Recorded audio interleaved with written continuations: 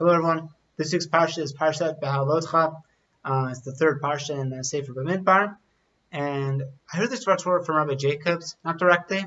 I heard it through a recording. It was actually the dvar Torah he gave at the Machon Yaakov banquet last year. At the end of every year, there is a goodbye dinner for the second years who will not be coming back to Machon Yaakov. And of course, at the beginning, Rabbi Jacobs starts with the dvar Torah, most appropriate way to begin. And this is what he said last year. I thought it was a really beautiful idea, especially given who Rabbi Jacobs is and what he's done. Rabbi Jacobs is actually also he co-founded Machon Yaakov. He was also Baal Tshuva. He actually went to Machon Shlomo, which Machon Yaakov is an offshoot of Machon Shlomo. Machon Shlomo was a yeshiva that was set up for guys who were taking their Judaism seriously and wanted to get a specific skill set, but also wanted to go back and get working. Which was a little unusual for back in the day. Usually it was, if you're getting back into learning, you should really dedicate your life to learning, which is a beautiful thing, but it's not for everybody. So Rabbi Jacobs went there. He had been nominated for a Pulitzer Prize. He was a very successful journalist. Clearly, being nominated for a Pulitzer Prize is not easy. And when he went back, he used his research skills to actually get a job on Wall Street, did really well for himself, thank God. And then when he got the offer to co-found Machon Yaakov in Israel, he left New York, moved to Israel, co-founded Machon Yaakov, and now it's 13 years later. Okay, so here's what he has to say. Right at the beginning of Parshat Beha'alotcha. So Hashem spoke to Moses saying, Daber el Aaron ve'amarta elav, Beha'alotcha et hanerot el mul pnei hamenorah ya'iru shivat hanerot. So speak to Aaron and say to him, what is when you kindle the lamps? When you kindle the lamps is Beha'alotcha, which is a little bit odd, because that's not the first word. If you were to ask an Israeli, they would have said, if you were to ask, hey, Uri, how do I say when you kindle lamps, assuming he can translate, you would say, lahadlik et hanirot. That's what you would say. If you say, how do you light something? Lahadlik. That's the word you use. So why is the Torah here saying Beha'alotcha? That seems a little bit unusual.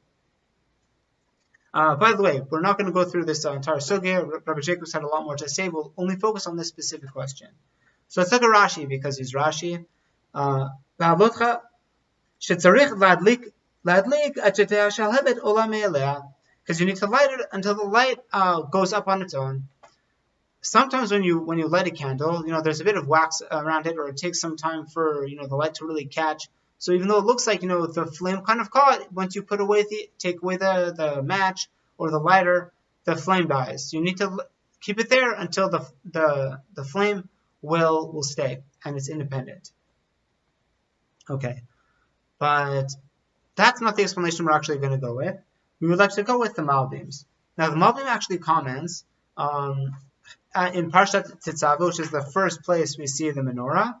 The Malbim, by the way, lived about 150, 200 years ago. His major works really focused around interpreting the Pshat of Torah. We'll be seeing him again, don't worry.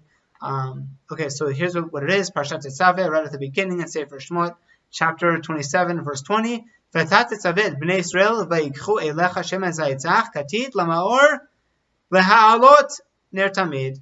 So now you shall command the children of Israel that they shall take for you clear olive oil, crushed for illumination, to kindle a lamp continually. To kindle a lamp continually means laha'alot ner tamid. So here again we have this lashon of laha'alot. What does that mean? Let's look at Rashi. Laha'alot ner tamid. Madlik shall have it olam me'elea. You need to light it until the light rises on its own, just like we just saw in our parsha. What does the Malbim have to say? Because after all, the Torah is very specific. If we want to say lahadlik, that's what it should have said. However, we're dealing with the menorah here. The menorah is the light of the Beis HaMikdash. It effectively indicates the illumination that the Beit HaMikdash gives. So when it comes to that kind of light, the Torah is specifically and surgically choosing a different word.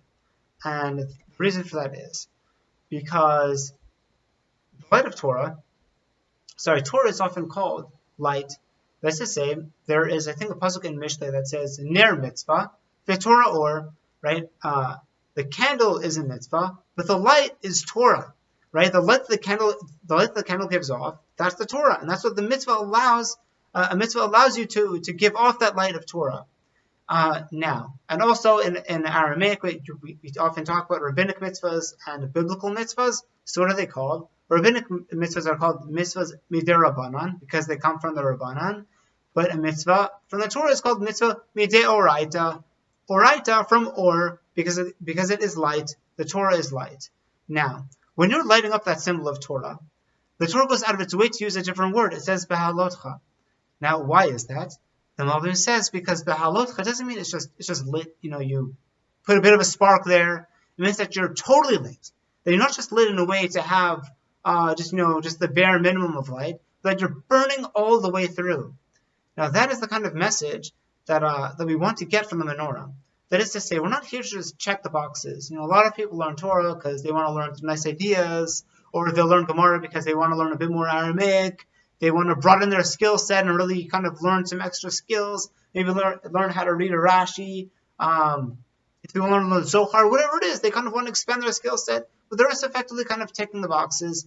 And the message here that we get from the menorah is that you're not supposed to just kind of lahadlik. You're not meant to just kind of light little pieces here and there. You're supposed to burn all the way through. And we see this. Actually, I wish I had said this on Shavuot, but it's appropriate now, and it actually fits in very beautifully at the very end of Parshat Mishpatim in Sefer Shemot. Really, right in Maftir.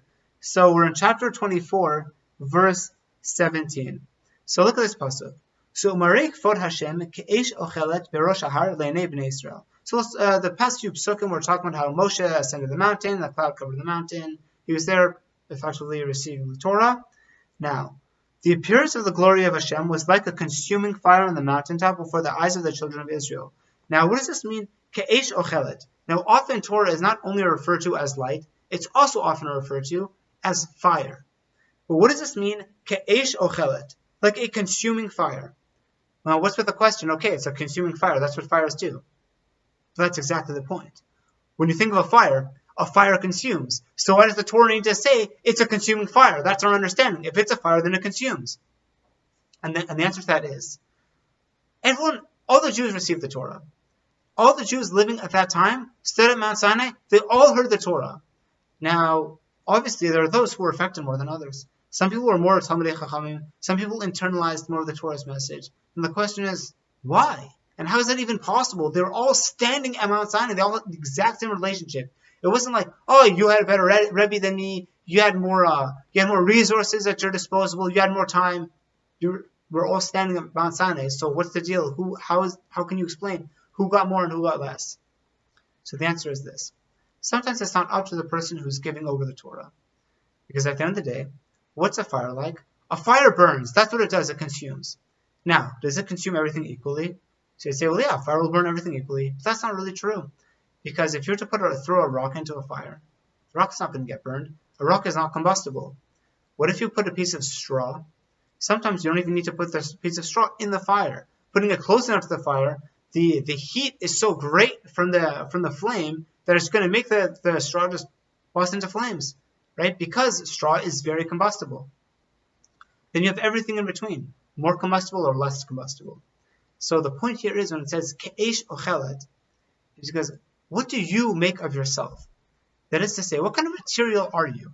Are you the kind of person who allows yourself to be straw and you're completely consumed by Torah? You allow yourself to be completely affected by it, and the message of the Torah really suffuses you and consumes your essence and makes more of you? Or, and we all know these people, who they come in, they're skeptical. No, it's okay to be skeptical. It's good. Ask questions, ask good questions. But they're questions that aim to discover, and they're questions that aim to destroy, right? Rabbi Tat speaks about this right at the beginning of Letters to a Buddhist Jew. Judaism thrives on questions that are meant to discover, but questions that are meant to destroy do nothing, neither for you nor for those around you. Now, there are those who don't want to be affected by anything, and therefore they're not affected by Torah, because at the end of the day, the Torah is ke'esh ochelet. Just the simple fact of Torah study will not always allow someone to be consumed by it. We have to allow ourselves to be consumed by it. That is the message. That is what Beha'alotcha mean. We should allow ourselves to be completely consumed. We should burn all the way through, and we should allow ourselves to be completely affected by it. Shabbat Shalom. And I'm sorry again for the long Torah. I'm trying to cut it down to 5 or 6 minutes.